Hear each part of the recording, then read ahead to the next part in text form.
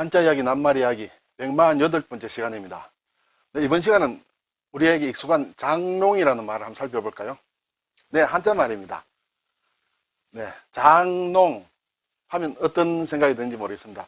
장과 농, 네, 구분됩니다. 네, 요게 가구에 붙박이장 같은 그런 것입니다. 옛날에 한때 유행했죠. 자개장. 네.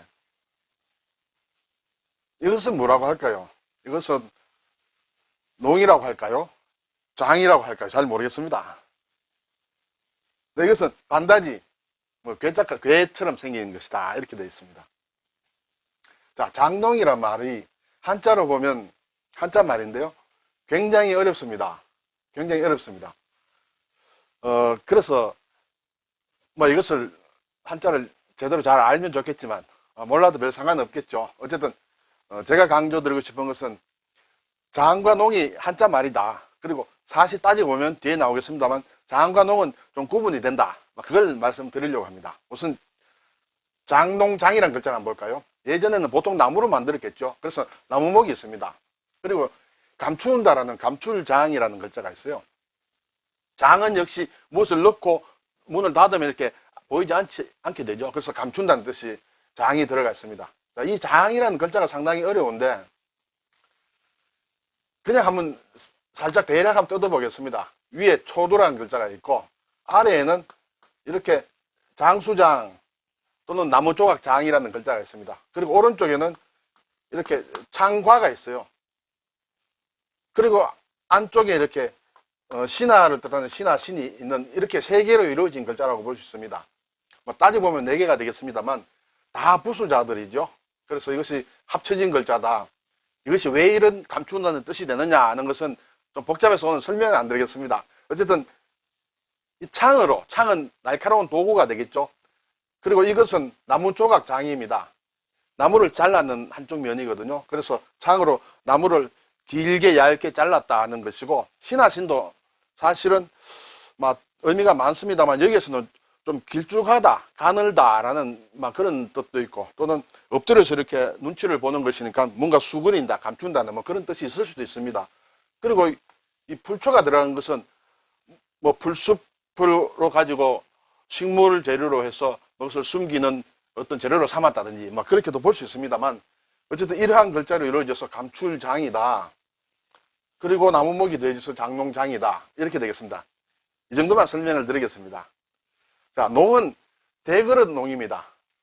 대로 만든, 대나무로 만든 것을 얘기합니다. 그런 그릇입니다. 그래서 대나무로 만들었으므로 대죽이 들어가고 발음 요소로 용룡이 들어갑니다. 예, 용룡자도 별도의 하나의 부수인데 쓰기가 좀 곤란하죠. 어렵죠. 어려운데 눈에는 좀 익혀 놓으시면 용은 가끔 우리가 밖에서도 볼 수 있는 그런 글자입니다. 그래서 이것은 용을 뜻한다. 발음이 적용이 돼서 대그릇 농이 되었다. 합쳐서 장농이라고 한다. 이렇게 되겠습니다. 사전을 찾아보니 장농은 장과 농을 아울러 이루는 말이다. 장이 있고 농이 있고 사실은 다른 것인데 그걸 합쳐서 우리가 일반적으로 장농이라고 하고 또는 장농을 농을 보고 그냥 장농이라고도 한다. 또 장을 보고도 글쎄요. 장농이라고 할까요? 그건 잘 모르겠습니다만 네, 왜냐하면 장에는 여러 가지가 있거든요. 옷장도 있고 찬장도 있고 책장도 있고 이불장도 있고 거기는 다 장을 쓰는데 그 장만 가지고 그런 것을 농이라고 하지는 않을 것 같아요. 근데 일반적으로 농은 또 장농이라고 많이 이렇게 얘기를 합니다. 자, 조금 구체적으로 한번 살펴보겠습니다. 국어사전을 보니 장이란 것은 개판과 마대, 이거 어렵습니다. 이게 저도 잘 몰라서 사전을 찾아봤습니다. 이렇게 어떤 말하자면 농이나 장이 있을 때 위에 이렇게 개판이라는 것은 위에 덮는다는 뜻이거든요. 당연히 덮는 판이 있어야 되겠죠. 위에 덮는 부분, 이것이 개판이다. 그리고 특히 장에 있어서는 위에 좀 모양을 내기 위해서 앞에 이렇게 뭔가 이렇게 조금 덧대는 그런 것이 있습니다. 그림도 그리고 넣을 수도 있고 또는 그냥 이렇게 민자로 하더라도 이렇게 모양을 내기 위해서 덧대는 것을 개판이라고 한다. 그리고 마대라는 것은 아래에 이렇게 괴는 부분이 있을 수 있습니다. 이것을 마대라 한다. 이 말마자거든요.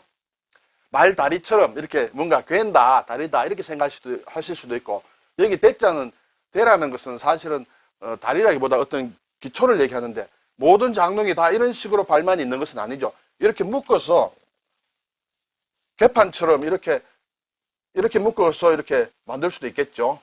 이것도 마대라고 할 수 있다, 이렇게 보겠습니다. 그러면 개판과 마대, 그리고 서랍, 일반적으로 서랍이 있죠. 서랍을 갖추고 침구나 의류 따위로 넣어두는 가구를 통틀어 이르는 말이다. 몸통은 층으로 나뉘지 않고 통째로 쓰지만 칸을 나는 경우도 있고, 넣어두는 물건의 종류에 따라서 옷장이다, 이불장이다, 찬장이다, 책장 따위로 나뉜다. 네, 그래서 어쨌든 장이라는 것인데, 여러분이 평소에 생각하던 장과 개념이 맞으리라 생각을 합니다.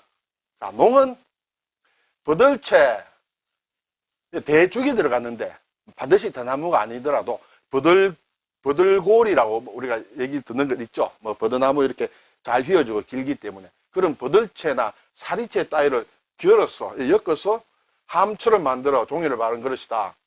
옷이나 그 밖에 물건을 넣어둔 데도 쓴다. 이것이 농이다는 것이죠.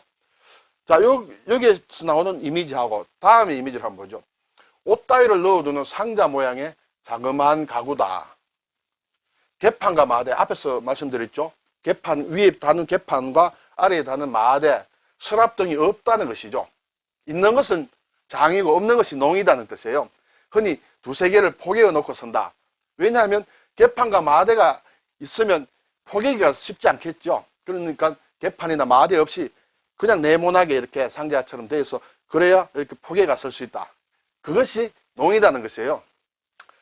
더 이상 제가 설명드리기도 어렵고, 이 농과 장의 구분은 여러분이 한번 해보시기 바랍니다. 네. 장에 대한 글자는, 이 글자는 사실은 별로 잘 안 쓰입니다. 찬장이다 할 때는 차는 반찬을 뜻하거든요. 그 한자 말입니다. 반찬을 넣는 것이다. 책장이다 하면 책을 넣는 장이다. 옷장이다 할 때 옷은 한글로 쓰고 장은 한자 말이 되겠습니다. 이불장도 마찬가지고. 그럴 경우 이외에는 거의 쓰지 않는 글자입니다만, 농은 우리가 꼭 알아야 될 낱말이 이 정도는 있습니다. 많지는 않죠. 농구. 그러니까 대로 만든 바구니이므로 대로 이렇게 바구니를 엮어서 짤 수 있겠죠. 이렇게. 예, 이 바구니예요. 자, 이 대로 만든 바구니를 세워놓고 공을 던져 넣는 기구, 뭐라고 합니까? 이것을 구기지요. 구기. 공을 가지고 노는 그것이 농구다는 것이죠. 농자만 알면 뭐 당연한 그런 결과가 되겠습니다. 그리고 조금 어려우면서도 우리가 많이 쓰는 말이 농락한다. 사람을 농락한다. 이 농에는 가둔다, 넣는다는 뜻도 있습니다. 대바구니에 뭔가 넣듯이 넣고 가둔다는 뜻이 있어요. 그래서 농락이다. 낙도 이렇게 보면 뭘 둘러쳐서 잡는다든지 그런 뜻이 있거든요. 그래서 농락한다는 것은 어디에 가두고 못하게 한다든지 자기 마음대로 가지고 노는 것을 농락한다고 합니다. 그래서 우리가 어떤 좀 심한 얘기를 들었거나 욕을 당했을 때, 날 가지고 놀지 마, 나를 농락하지 마, 그렇게 하죠. 그때 이 농자를 씁니다. 네. 그리고 농성한다, 데모를 할 때 어디 모여서 계속 있는 것이죠. 이 대바구니 속에 뭘 넣듯이 한 곳에 모여서 계속 이렇게 우리가 시위를 하는 것을 농성이라고 합니다. 여기는 성을 뜻하는 성성자이거든요. 그래서 어떤 성에 들어가서 할 수도 있을 거고, 어떤 무리 지어서 하는 시위 같은 것을 우리가 농성이라고 한다. 그때 이 장농의 농자를 쓰고 있습니다. 네. 글자들이 좀 어려워서 쓸 수 있고 외울 수 있으면 좋습니다만, 모양을 보고 대략 우리가 힌트를 얻어서 알아채는 것 정도로도 괜찮지 않을까 생각이 듭니다. 감사합니다.